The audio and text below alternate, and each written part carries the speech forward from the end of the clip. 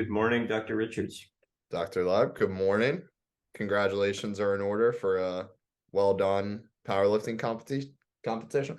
I guess congratulations. Although I was the only one who didn't make the podium in my age group because obviously I didn't get to do a whole event, I did a whole bench press, but I did get on the board by doing the bar, which was a pride swallowing siege to have them have to strip the bar down and me do one rep there. But it was better than me doing nothing. So Yeah, and how was the event overall? Other than overall, bench aside, yeah. Overall, it was as good as I could have hoped for. There was a lot to be learned. There's definitely a flow to a competition that I didn't anticipate. Right, so like to do it again would definitely be useful because now I have a sense of how that runs and how to prepare myself. But yeah, it's definitely different being in competition. Pros and cons to it. Like I think for deadlifts, there's a lot less of this standard cues. Like there's just put it down pretty much, right? Like you can lift it whenever you want. You just have to make sure you lock out at the top, and then there's just a down cue. But with squatting, there's something to get used to with just like having to listen for the cues. Where in training, I didn't really have a coach or anything, so I was just doing everything by myself. So those cues, when everything's moving fast like that, that's something to get used to because I didn't feel like I was as set as I normally would because I'm listening. You lose focus a little bit, so I think that just takes a little bit of practice. But otherwise, yeah, the lifts that I could do, I was happy with. Yeah. What were the cues for squat? Down, up? Yeah. So you had the one that I had the hardest time with is I had to wait for the initial down cue.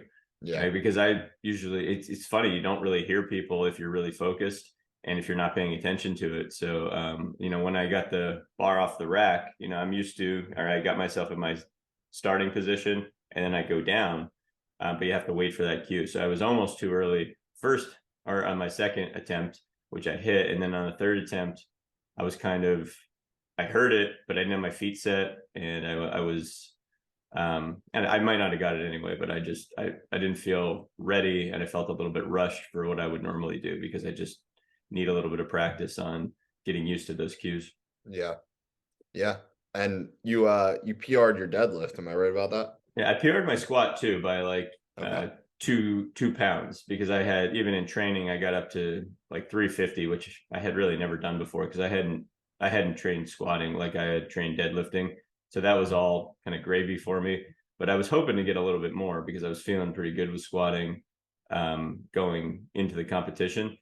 But yeah, with my deadlift, I got my lifetime 3 times bodyweight deadlift. So I was really excited about that. I got that actually on my second attempt because I came in at 71.4 kilograms, which is about 157 pounds. So my previous PR would have been a 3 times bodyweight deadlift with that body weight. And I got that on my second attempt. So my third was sort of just a new PR by 10 pounds. And then it was like 3.1 times body weight. Wow. So it was, yeah, that was exciting. And I did feel That's like, impressive. thank you. Yeah, I mean, I realize like deadlifting is like I'm uniquely good at that because I've spent the most time practicing that compared to the other lifts, and I'm just like way behind those other lifts if I look at the rest of the competition. So I definitely plan on doing another competition there because I think there's a lot to be gained, and I got to do it again. I didn't get to do that bench press side of things, and just to see where that would put me in my age group and things like that. I think I would have been close to winning if I would have benched, even if I would have just got my, like a mediocre bench press. Yeah. I may have come in second looking at the final numbers, but either way, it was a good experience, and I'll definitely do it again. Would you when you do it again, will you do same setup, or do you think you would get like a coach to be able to have a handler kind of on meet day? I don't think I'd want a handler on meet day. I mean, there were No. a couple handlers there, and I didn't. I mean, I'm sure there'd be a benefit that someone would tell me about, but it was so crowded there. Like it didn't seem. You didn't need I another I, person. I think I would just wanted to put my headphones on and like kind of get into a certain zone. It might have Yeah, been helpful the first time, but now that I saw how that one ran, yeah, I don't think I'd want a handler, but I definitely want a coach for bench press if for nothing else. Because I saw a lot of technique things that I'm like, ooh, that people that did really well. Like there was this girl that I was telling you about before we got on, Colleen Donahue, just a beast. Like her numbers were ridiculous, but her bench, I just saw her technique was she really wide with the technique. She got really good into an arch. I think that there's a lot that I can learn about just the technique there, yeah, and just seeing like some of the people who had higher numbers, bench and squat, that I think I need some work on, and yeah, I've never just had that specific tutelage for powerlifting. So I think coaching beforehand on technique and figuring out a style that would be best for me. yeah, I definitely am interested in that. yeah. I feel like you could definitely squeeze out probably another PR on bench when you're Yeah, healthy there. definitely. So yeah, Yeah. cool. All right. So part two today of the squatting conversation. So I want to get a little bit deeper in the weeds, from a biomechanical standpoint today, because the squat is so useful for assessing so many things. And, two of the archetypes that we'll usually see with squatting is sort of, practically speaking, is like the ass to grass squat, where somebody who can just sit in the bottom of the squat, without needing any load, without needing any assistance. It's just, the squat basically becomes a seat. You're sitting on your own anatomy. And if somebody could do that well with ease, there's certain things biomechanically that need to be in place for that to happen.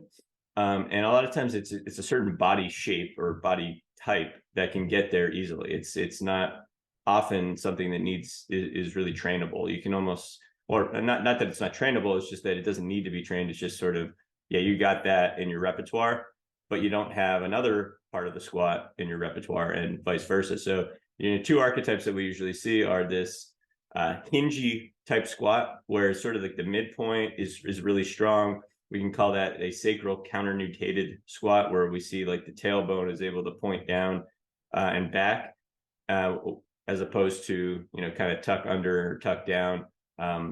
So that would be more of a nutated sacrum, and you're getting to like a powerlifting style squat in that. And then the ass to grass style squat is the sacrum needs to counter nutate a little bit more, and the hips need to externally rotate to get down into that position.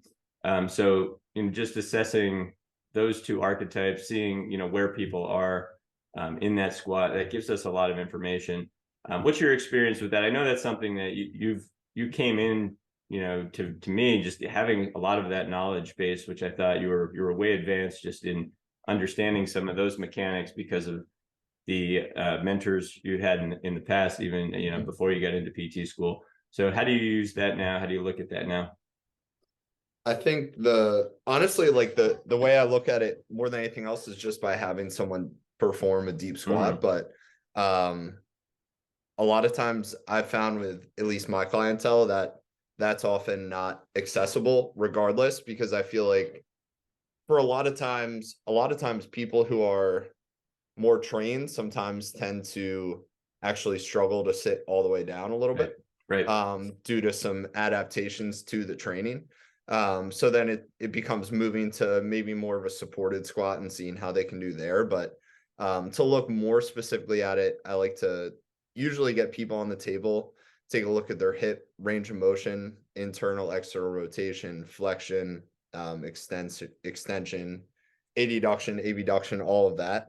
And kind of, yeah, exactly what you were saying in terms of the more counter nutated squat is going to be that more straight up and down, kind of moving an elevator shaft. And with that, I tend to see people that present with greater ranges of motion, especially in external rotation, because that's more of a externally rotated position of the hips, and also flexion as well.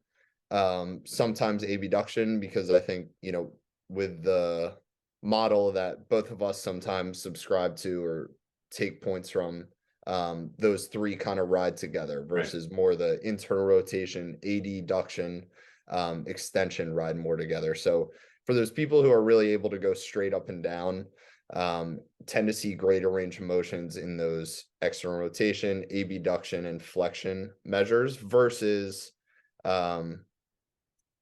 people who are better at sort of more that hingy squat, which is what we would say is that more nutated squat, kind of sitting back a little bit more, looks a little bit more like a deadlift almost. Might find greater measures in the opposite. But I find that in the opposite being internal rotation, adduction, and extension. But I found that in practice, it's rarely that clean. Yes. So in a perfect world, that's kind of how someone would measure, but there are a lot of sort of compensations or other variables that come to play on top of that. But I would say, like, to generalize it even more, the people I find who are able to squat and actually rest on their anatomy, like you were talking about, in that counter-nutated squat, will tend to be a little bit more lax or hypermobile, we would say, like have just greater range of motion, less resistance to motion overall. Because the deeper portion of a squat is kind of associated with this yielding action or ability to actually go with gravity. Versus the people who I find are really good at that hingy squat tend to be really strong. And these are just generalizations. There's exceptions to all of it, but tend to be a little bit stronger and are a little bit more locked up or hypomobile in the ranges of motion and just don't have access to the ability to actually sit all the way down.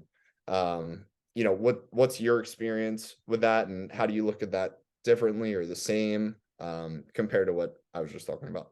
Yeah, I mean, anymore. I don't do a ton of table testing, to be honest. I mean, it's like it's totally useful, but I just haven't had as much time to do it because I'm in half-hour sessions, really just kind of getting people training. So the squat is a really quick and dirty way for me to assess a lot of things. So the hinge and the squat, they're sort of in this continuum where the somebody who can sit down in a deep squat, right, sit on their own anatomy, what I often find is that their hinge can tend to be worse, where they have a harder time getting into like a hip hinge if I'm asking them to do a even like a light kettlebell deadlift or even a kettlebell swing, is that their body, when I ask them to sort of posteriorly weight shift, they want to go into a little bit more lumbar flexion. They want to go into that counter-nutated sacrum position, and it's easier to see the deficit there in when you actually have them hinge. Where when somebody if that has a really good maybe hingy squat, or that is that like that nutated archetype, if I ask them to squat deep, you usually can see the limitations in their mobility a lot quicker when you ask them to squat deep. But they're really good at hinging. So if I ask them to just like pick something up off the ground, get them in that deadlift archetype, they do that really well without a lot of cueing. So you can kind of go back and forth by looking at somebody's like hinge-based movements, kettlebell swings, deadlifts, and asking them to do squat-based movements. And you usually see, one is better at one and one is worse at the other, right? But the other piece that is very evident is, you mentioned the idea of dropping straight down vertically. So that if there's no load, sometimes that becomes something that you can see with those people that can get to the bottom there. But what I see quite a bit is adding any bit of load or challenge to the squat. There's sort of this midpoint that individuals that can drop to the bottom, they're very weak in the midpoint. So that there's not a vertical dropping down into the squat, but there's sort of this, you have to work around that midpoint because the hips don't feel as strong in that midpoint, which is actually where you need a little bit more nutation of the sacrum. So you can think of that as the sticking point of the squat. That ends up being very weak, but you could sit down in the bottom of the squat, no problem. And you can often identify these people, and they're narrow frames. Not someone that you would look at and say like it would typically be particularly strong, but even if you ask them to get up off the ground, they'll just drop into the bottom of the squat as a point of reference. and pausing, like a point to pause before they stand up, because they're just it's such a point of stability to sit into the bottom of that squat that they'll use that without any cueing before getting up and down off the ground. But as they move through the midpoint of the squat, they're not going to stand up straight through that. They usually have to shift their body weight forward and almost hinge a little bit, because that vertical distance or that vertical direction through that sticking point becomes difficult. So that's where if you start to identify that, you realize, okay, like I don't need to work the bottom of the squat for this person, because they can sit there no problem. Like they can live there.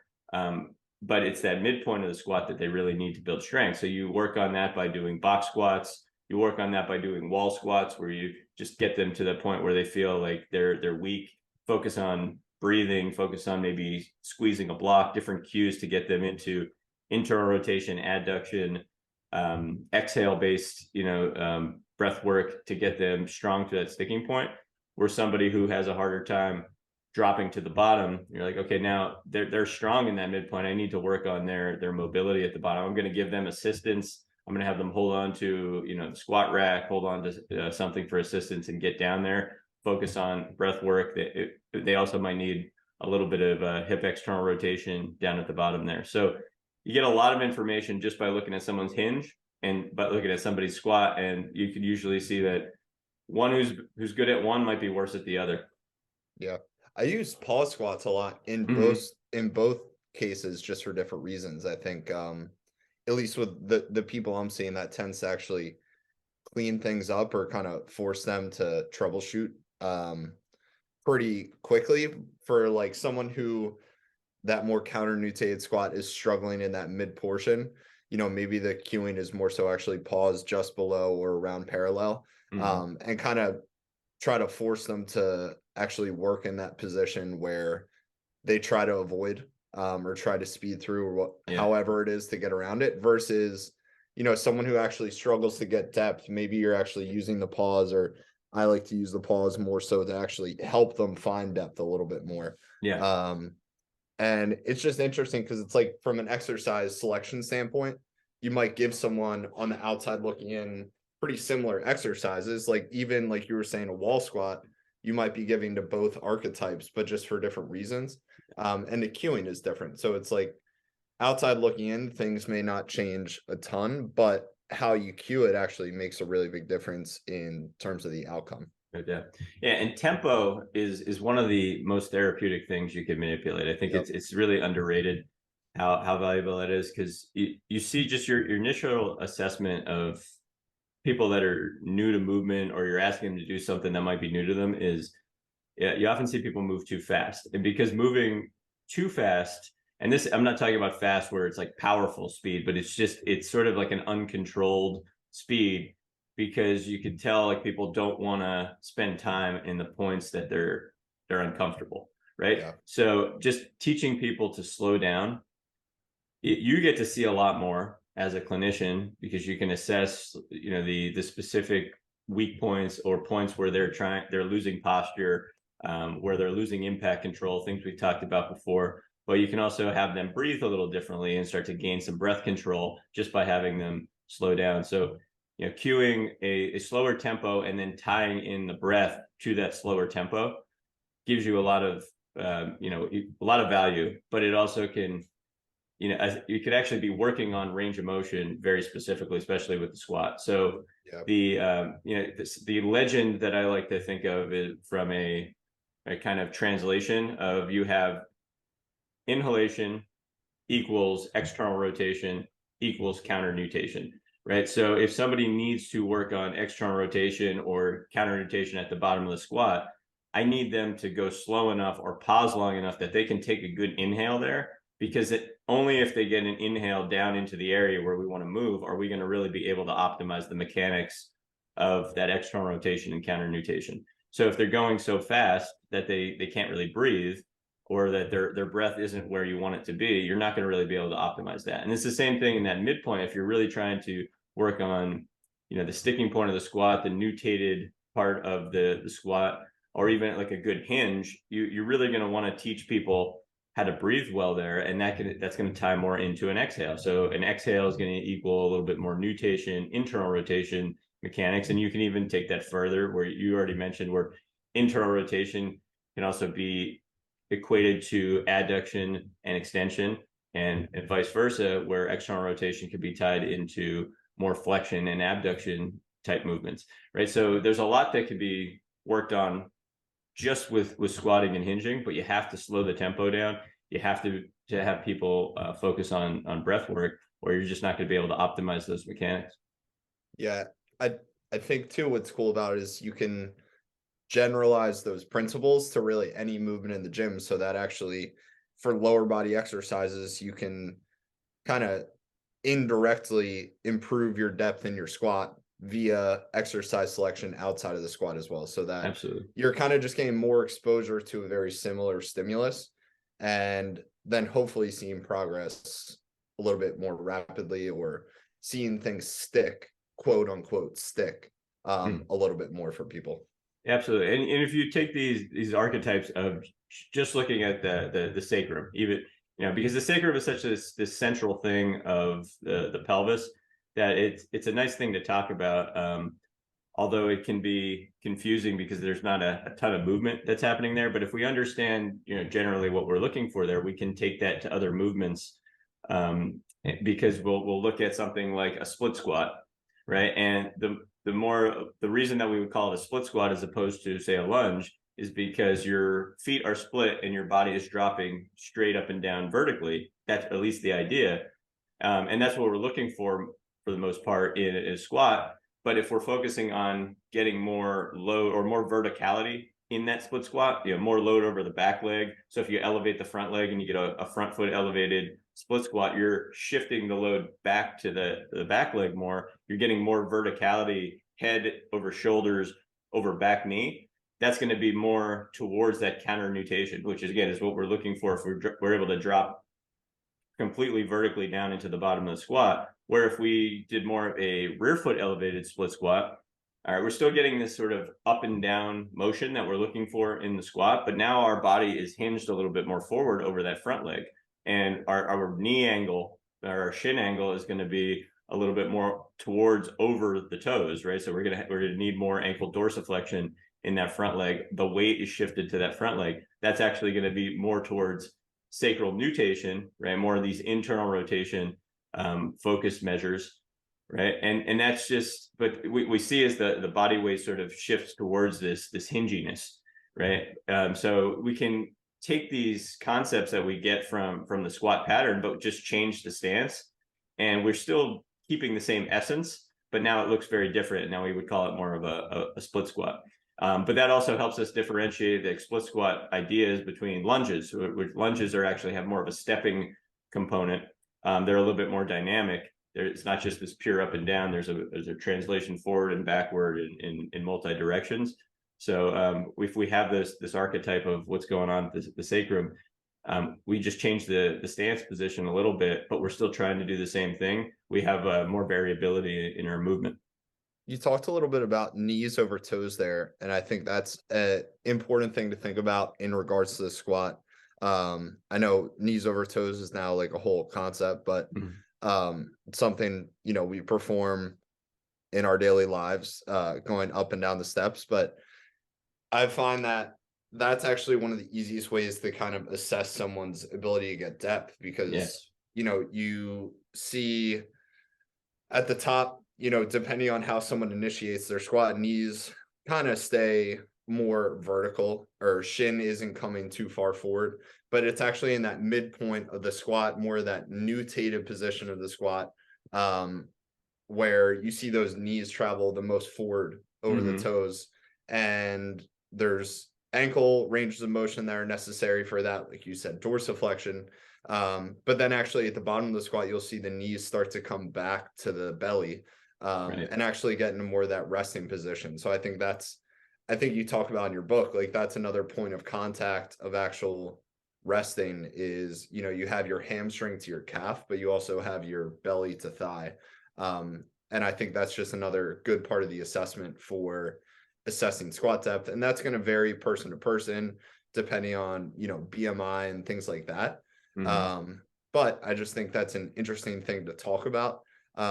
because knees over toes has gotten a lot of publicity, I guess, and is a big deal right now Yeah. in the No, world. absolutely. Yeah, I think it's actually brilliant. I think that the guy Ben Patrick, who's created this knees over toes model, I mean, I think the work he's doing is great. Yeah. The terminology though is also like brilliant, because he's taken a concept that, you know, most people that are in the movement world appreciate that. Yeah, it's okay to have your knees go past your toes, right? Like that was never a problem. That was just bad advice to say that, you know, it's unhealthy for your knees to have your knees go past your toes. So he's taken that, and we could have a guy that's like a don't flex your, or it's okay to flex your spine type of guy too, right? Yeah. And because we know that that's always like bad advice too, like you should never round your back or anything like that. But he's taken this concept but actually done good work with it, and right, like Yeah. explained the different areas that to hit, and actually given a nice like step-by-step process for being able to squat deeper. If you squat deeper, your knees are going to have to go over your toes for the most part, right? Yeah. And I think it's confusing because what you said there is like at the very bottom of the squat, your knees actually do have to come back a little bit compared to where they were, right? So the mechanics of the squat is, if you're thinking about like Olympic weightlifting, where people catch the bar at the bottom of the squat, for the most part, because they're under load, their knees are going to be farther past their toes. They're actually going to be, they're not in the full appreciation of counter nutation at the bottom of the squat with heavy load, even though they're completely ass to grass, because you need a little bit of sacral nutation and internal rotation to be able to manage the heavy load at the bottom there. So it's when you take that load away and you're really able to rest, that your body's able to drift back even more, that the knees shift back to finish the very bottom of the squat. So from an assessment standpoint, your knees will go past your toes as you start to drift down. But the key is, what makes that safe for the knees is that we're also appreciating that the ankles are able to pronate in a manner that allows for that. So you're able to keep this posterior pressure, heel contact for the most part, while the shins, the knees go forward. So there's this give and take that's happening throughout the body in the squat, where if the knees go forward, the pressure is able to still stay back towards the posterior aspect of the foot enough that not all your weight is drifting forward to the front of the knees. So where I think the concept of knees over toes being dangerous comes into play is sometimes, and oftentimes, when people's knees start to go forward, they start to get knee pain. But that's not because the knees are going over the toes. It's because they don't know how to shift weight well, or they don't have the ability to shift weight well. So if you're just crouching on the balls of your feet with your knees going over your toes, and you're doing that for long periods of time, yeah, you're going to probably start to get some load on your knees, but that's a weight shifting issue, not a knees should never go into that angle issue, right? So as we start to work on the whole body, and we start to, appreciate, okay, ankle motion, foot context, they matter, but they also connect to what your sacrum is doing, what your hips are doing, right? Like you can't really get a good sacral nutation or counter nutation unless you're able to get good foot contacts to where you want them in the squat, right? So all of that works together, and that's going to allow the knees to go where they need to go, but it's sort of going to be this natural direction that you're looking for in the squat, right? If you're able to drop straight down, yeah, your knees have to go past your toes at some point, but then they actually come back a little bit relative to where they were when you get to the very, very bottom, and you're actually able to fully rest at the bottom of the squat. So I know that's confusing, and it was confusing for me, but it's just, there's this appreciation of there is this natural connection between what the ankles are doing, what the knees are doing, what the hips are doing, what the sacrum is doing, and even up the chain, what's going on in the rib cage and the rest of your posture when you look at the squat. And you could see deviations from that norm in everybody. So just like really getting good at assessing the squat and getting your squat as an individual as good as you can get it, It's such a catch-all for so many things with joint health. Yeah. Do you have like a set progression for, you have someone comes in, they struggle with squatting, they perfectly respond to every progression you give them. Do you have like a set progression in mind of kind of how you're moving someone forward in a squat, or like, is that not really that linear in your mind? How do you work with that?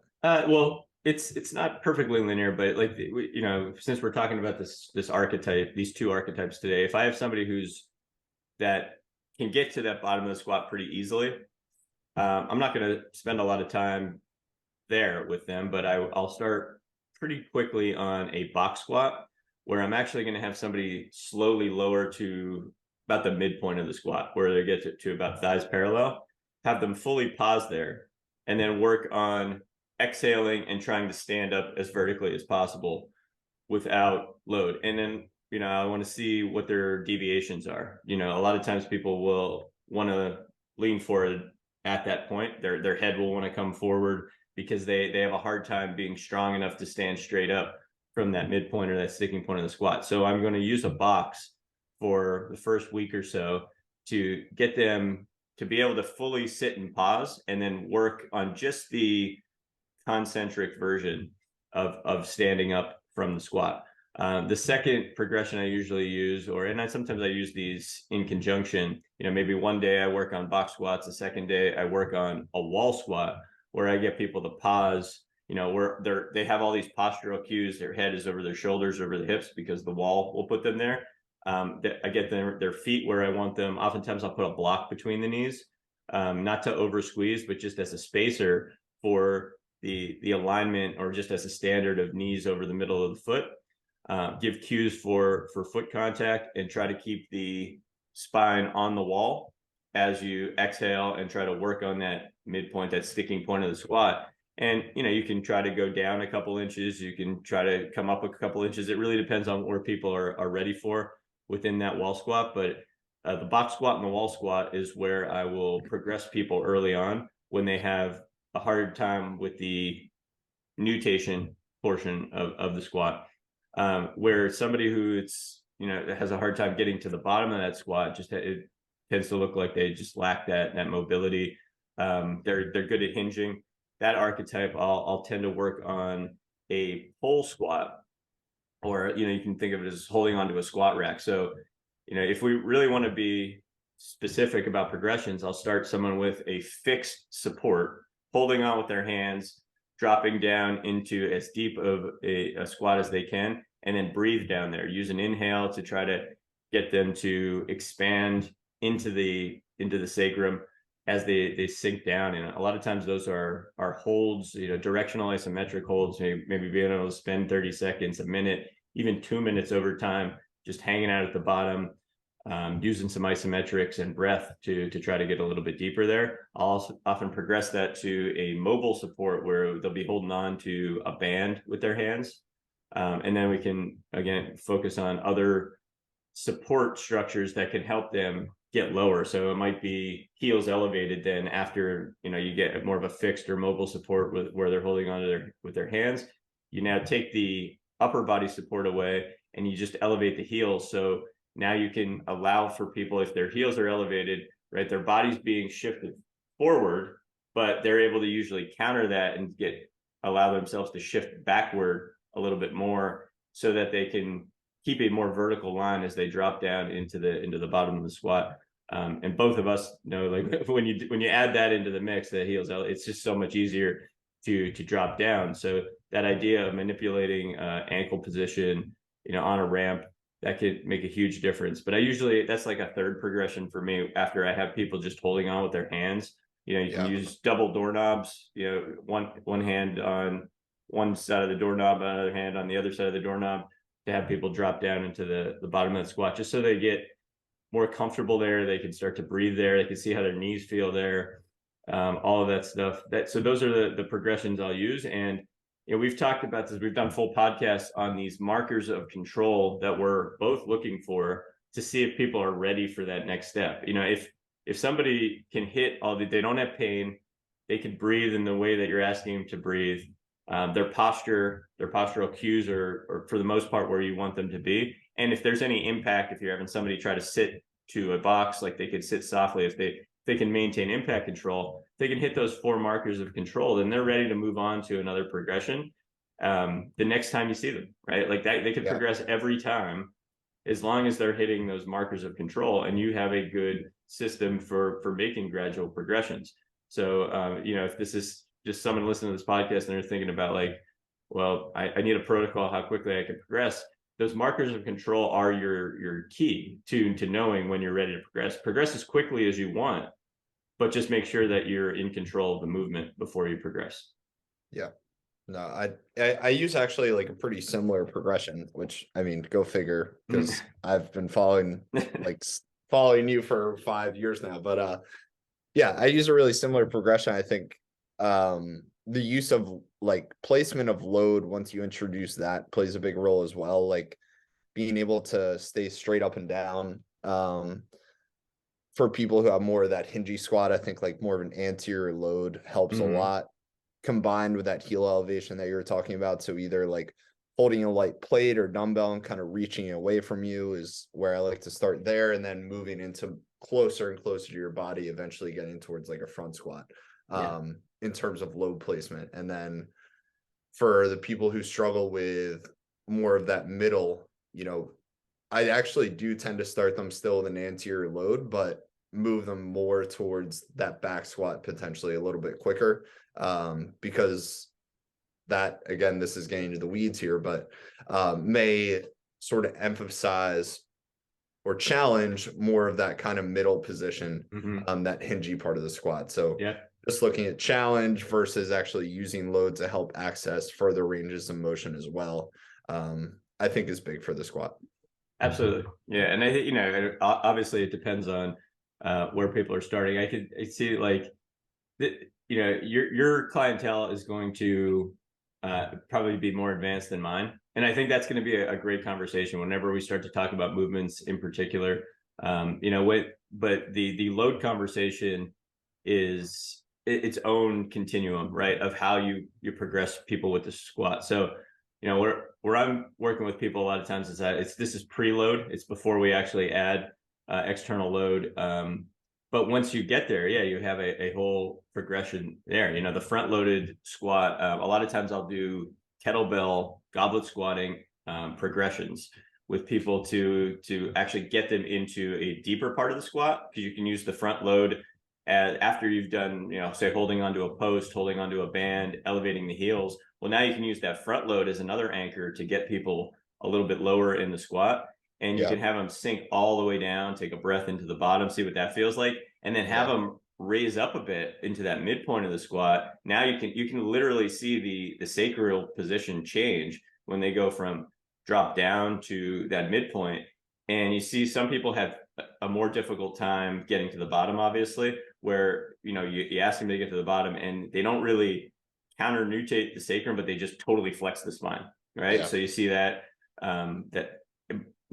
compensation. But then you see a lot of people that are fine actually getting down and hanging out pretty vertically at the very, very bottom, but you ask them to come up and hold the middle and they just really struggle there. So that I like using that, especially if people have experience with kettlebells, which I get a lot of people that do. I'll get them in that goblet squat position and then just ask them to do different things while they're in this prying goblet squat model. And you can see a lot of things right there, but it also becomes a really nice progression to just give somebody one kettlebell and say, like, hey, let's do a bunch of things with the squat with just this one kettlebell.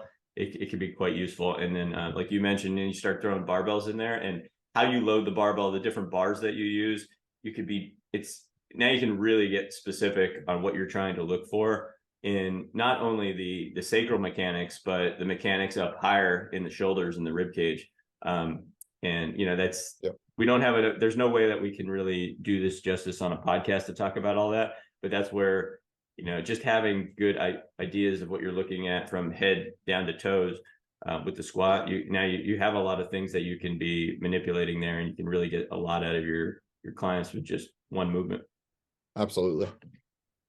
All right, a good conversation here. I mean, the squat will come up again as we start talking about other, things within the fitness realm, but I do think it's one of those things where people will be afraid to squat, and it's like you're leaving so much on the table. Like if you really Yeah. just get better at this one movement, but you just have to, you have to think of it differently. You can't think of it as just, a powerlifting squat or a heavy lifting squat. It really is so many things in the body. And as a physical therapist, to me, it's one of the best things to assess. Like you can really see the journey to a good and complete squat is a journey to so many things in the body.